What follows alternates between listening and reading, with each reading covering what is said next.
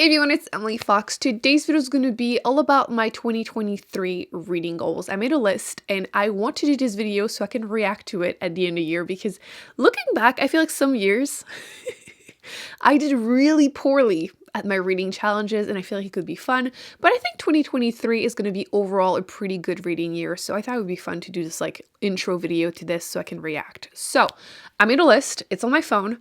We're going to go through it. I'm going to let you know what I'm hoping to accomplish in 2023. Feel free to leave me in the comment section some recommendations of things you would like to see or your own list, and then you can come back at the end of the year and see how you did. So my first reading goal for 2023 is of course the Goodreads reading challenge. I put it to 100 because 2022 is a really good reading year and I usually put 50 beginning of the year, and then I look back and I'm like, oh, I increase it throughout the year. And it was good for 2020 and 2021 because I was in a reading slump those 2 years. But we're going to be positive. 2022 went super well. Next year is going to go super well. Look at this color. I'm taking it as a sign that periwinkle is my favorite color and it's their challenge color for the year. It's going to be a great year. I feel like of all the colors, like why do they keep doing orange? I don't know. What do you think they should be doing? Because I feel like I thought last year would have been like a sage green because it was the color everyone liked, myself included. I wouldn't mind like a hot pink kind of color or a coral. Like it would be so many options. Why so much orange? I don't know. So yes, 100. I can do this. I decided to, be brave this year and start with 100. That way I have to do it. I mean, I can always reduce it mid-year, we'll adjust, but yes, I would like to read 100 books. As far as genre, okay, I did a video all about my stats and it was funny to see how different 2022 was compared to all my other years. Generally, 50% of my reading is a mix of fantasy and sci-fi. Not last year. Last year, my main genre was nonfiction. Who am I? We're going to talk about that in a second, but I want to go back to reading more sci-fi and fantasy. It will never be more than 50%. I don't think so because I like to read of something from every genre. Literally. It's always been like that. I think it's always going to be like that. But this year, ooh, do you keep doing this too? I still think we're in 2022.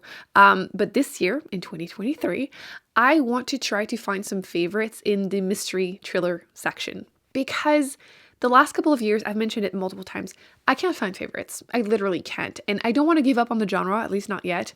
But I need to actively go out of my way to try to find recommendations that will work for me. Feel free to leave me some. Because I keep reading some of the ones part of the Goodreads Choice Awards. And they're always, not all of them, but like out of 10, there might be like 2 that I like. Like it's just not worth it for me. And while this year I'm still doing that challenge, again, we'll get that to that in a second, I only have like 2 or 3 that I really want to read from that list. I've already read multiple, so I can actually, go out of my way to try to find some. So I'll try to find recommendations, try to see what my library has, maybe try and see what I can find secondhand. I love to buy books secondhand. I just get overwhelmed with the mystery thriller section because there's just so many. Every time you go secondhand book shopping, so many mystery thrillers, and I don't recognize any, so I don't pick up any.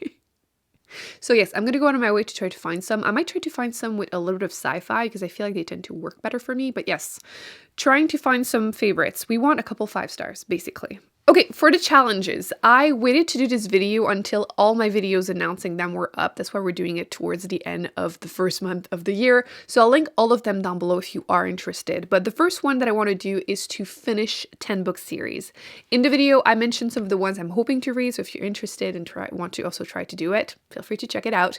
But by finishing, it can also be just catching up to series, or it can also be giving up on a series. Although I would prefer to just finish series, I'm trying to not make it too hard on myself because looking back in the past couple of years, it was getting worse and worse. I would start like 20 plus series and finish like 1 or 2. It was awful. Last year I did this challenge too and I barely made it. And I mean barely made it. And I had to count the ones that I gave up on. So I'm trying to, finish actually 10 series this year. Fingers crossed. I think I'm going to do pretty good. But we'll see. We'll see. I feel like for a couple of them, I only have to finish the last book in a trilogy. So that's going to help. But we'll see. We'll see. The second challenge I want to do is to read more classics. And we're doing category on the Patreon book club. Every 2 months, we're reading one big classic. So we're reading French is coming out. We're reading Six, not Sis. You can participate if you want to see the vlogs or the reviews on there, but you can also just follow up with us on the wrap-ups at the end of the month that I finished a book. We can talk about it in the comment section. But yes, I want to read more classics. I also want to pick up some throughout the year. I made a list, again, in the video announcing the challenge if you're interested. But yes, I want to go back to reading more classics because for a couple of years I kind of stopped because I was a little tired of it, not gonna lie. But we're going back to it. We have a mix of interesting things. I think it's going to go well. I'm terrified of Anna Karenina, but everyone says that it's going to be a good read. Like, it's not necessarily quick, but like it's an easy read. So fingers crossed, it's going to go well. Hopefully. Future Emily, I'm sorry. One of my other challenges for 2023 is to read more nonfiction. Again, it's something I did last year and it went so well. I ended up finishing 34 and I did a video when I hit 30. So I'll link that down below also if you're interested. But I did a TBR announcing the ones I'm hoping to read just to give you an idea of what I'm thinking about reading. And you can also just add some of these books if you didn't know they existed to your own TBR. But I still have some next to me I haven't cleaned up. And I'm looking forward to reading so many of these. Actually, as I'm filming this, I have already finished 2 nonfiction. So I think we're going to hit it. I didn't want to give myself an exact number, but I want to read maybe like at least 15, 20, probably at least 20. Emily, come on, we can do this. I didn't want to give myself a reading amount per month because I realized that that doesn't work for me. When I did that with I did a big book reading challenge a couple years ago and I had to read a book over 500 pages every month and like a specific one. Eventually I felt really overwhelmed and it put me in a reading slump. So I don't want to do that for the nonfiction, but giving myself like a ish amount that I want to read, like 20 would be nice, because I was getting to the point where I was only reading maybe 5, maybe 10 a year, and I wanted to see if I could improve it. And again, last year it went super well. So I still think it's going to go well in 2023. So I have so many that I'm really interested in. I think that makes a difference. Having like a TBR, either physical or audiobooks, because I've realized how much I love them as audiobooks from the library. So it's already prepared. Some of them are already on my waiting list. The other ones on my wish list. So like, that one's going to go well. I'm really excited. I feel like a lot of you ended up picking up some nonfictions also with me last year because of the challenge. So let's do it again because it's motivating when other people are also suffering through it. That is definitely not a hard challenge for me though. One that I've been hesitating about continuing, but I do want to continue. It's my Goodreads Choice Award show. Basically, I look at the winners on the Goodreads Choice Award of 2022, and I try to read as many of them as possible throughout the year and the nominees because there are 20 per category. And then I do my own award show a year later, letting you know which ones I would vote for now that I've had time to read some of them. Because by the time they announce them and then announce the winner, there's like 2-3 weeks. It's just not enough time for you to read any. Like, who has time to read all the new releases? I don't, and I read a ton. So yes, we're doing that. I looked at the amount of them that I was actually interested in reading. And even though I kept up with a lot of the new releases last year, there's still about like 20 that I would like to read. I am aiming for at least 15. We're trying to make it not too difficult, but there's about 20 that I could easily read or that I really want to read before I do my own award show, like I said. So we can do that, right? 20. There's a mix of genres too, which I'm really happy about.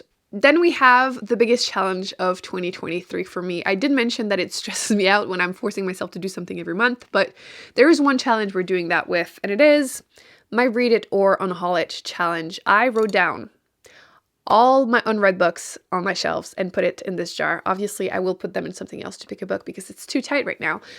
411. That's what we're starting with. 411. I will not be adding the ones that I buy throughout the year. I'm not putting myself on a no-buy. It's not going to work for me. Again, I'll do a video. I did a video about the topic. I'll link it if you're interested in checking out more of the rules. But every month I will be doing a reading vlog, attempting to read some of them. I will read the first chapter and then decide if I continue it or not. And if I don't, I just unhaul it and move on, pick something else. So for a week, I feel like every month is going to be so different because some weeks I might be getting rid of 10 books and not finishing any. And then some of them I might only be reading one, but it might be like giant, like 1,000 pages. So this should be interesting. Very nervous though, because I wrote them down, right? So I know exactly what's in here. And it made me realize that I have so many books on my shelf that I do want to read, but like, it's more like a someday I want to read it, not right now. Like, I don't want to read all of these right now. Like, some of these are really thick. Or like, you need to be prepared mentally for, and I will not be. It's going to be like the second I'm about to start reading a book, I pick it up. We'll have to test if it puts me in a reading slump or not, because I'm not really a mood reader, but I mean, deep down, we're all a little bit. So that's why I'm saying that this is the one challenge that makes me the most nervous, but I want to try it. We'll adapt. If it goes really badly, we'll switch it up. There's no art rule. I mean, it's my channel. I can do what I want, but yes. That's what we're going to be doing. I will also be doing little challenges throughout the year. February, for example, we're doing the 1 week, 1 shelf challenge. So I will put down all my shelves in a jar and pick up one, and I have to read books from that shelf solely for that week. Some of you mentioned that I should just do different genres because my shelves are divided by genre, but I can't do that because if I pick, for example, fantasy, I have like 100 of them that are unread. I will feel overwhelmed and I will not be picking up books that I've forgotten existed. So I have to do the 1 week, 1 shelf. Otherwise, it's not going to work. But yes, that challenge is a bit easier because I get to choose, you know? Even if it's a shelf that has a lot of like, I don't know, like hard sci-fi, I still can choose the one I'm the most excited about. So yes, I'm also throughout the year, like I said, going to do little challenges. So I'm still going to do my pile of shame challenge that I do every year pretty much during the summer. Essentially, I read the books that I started sometimes years ago and I never finished. So they're now part of pile of shame. There's no real shame, no worries. But I'm giving them like a last shot, basically. I try them again and I can finish them or not, but it just needs to happen, you know? I still want to do a little like 24 hours reading vlog. Actually, before the end of the month, I'm hoping to try to do one where I do like a weekend reading vlog, trying to read as much as possible as a Day of Fallen Night, is that what it's called? The prequel to The Priory of the Orange Tree by Samantha Shannon. So I'm going to try to do that, for example, but I want to try to do that throughout the year, little ones. I feel like they're fun. They're a lot of work because you have to focus, you know, for 24 hours-ish, but that could be fun, and other themed ones. So those are all the like big reading challenges that I want to do in 2023. Like I said, I've done videos about most of these, so they will be posted in the description box so you can click on them and learn more about the rules and you can decide to participate. One thing that I also want to do in 2023 is to continue to do the home renovations because we started this year. It went okay. It went okay. I built this library, which I like to show you the before after because I think it's fun. But it took me like double the amount of time. I thought it was going to take me like 6 months to do it. To be fair, I think that with social media, it looks like things are so easy and so quick when the people do it. But then when it's you and you realize, oh, I can't do this full time. Things take a lot of time and energy, like long term specifically.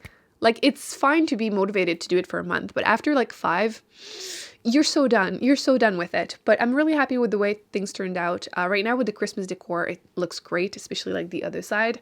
But once I remove them, probably very soon, I will have to actually finish decorating because I still have things to do. For example, the drapes. I just have these really not great gray ones because I bought them when I moved in here and I thought, oh, temporary ones, you know, just to have something. And it's been like 3-4 years. So yeah, that needs to happen. But I don't want to buy something just for the sake of it. I obviously want to try to find a perfect one. So little decor bits will need to happen this year.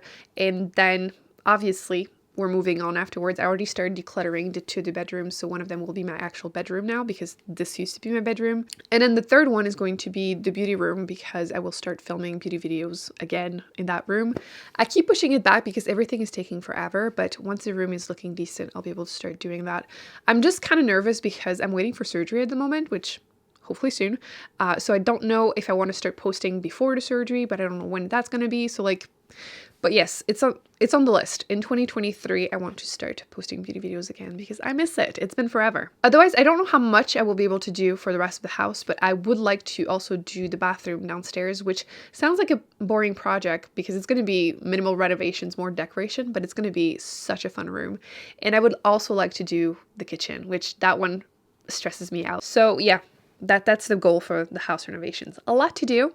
But we can do it because I'm really happy I've finally done 1 room. So I can't imagine if I continue and finish like 4 rooms next year. As far as this channel specifically, I want to continue to post 2-3 times a week.